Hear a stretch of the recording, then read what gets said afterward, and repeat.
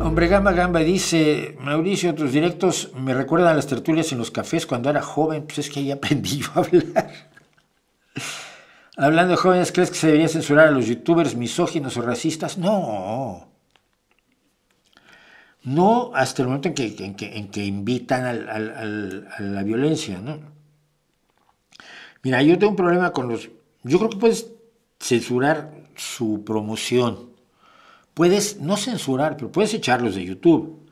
Pero no callarlos, no impedirles que hablen en las calles, que hablen en sus páginas web, que hablen en sus blogs, que hablen en donde quieran. En plataformas donde hay otras reglas, pues las reglas de la plataforma dicen que no, pero no, el gobierno no tiene por qué hacerlo.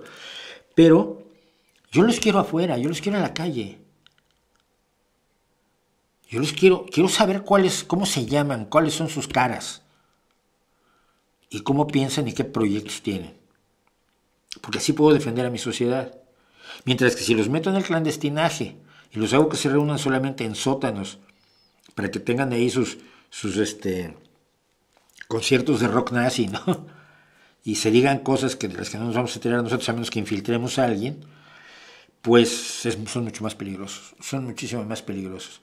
Piensa en los grandes influencers de la ultraderecha de hace 10 años.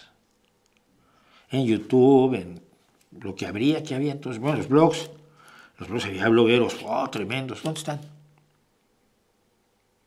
Se diluyeron. Y yo creo que eso es lo que tenemos que buscar que se logre con esta gente. A mí muchas veces me dicen, oye, ¿por qué no le respondes a fulano de tal que es un desgraciado y es un misógino y es un racista? Porque no quiero hacerle publicidad. Porque al momento que lo respondo estoy haciendo lo que él quiere.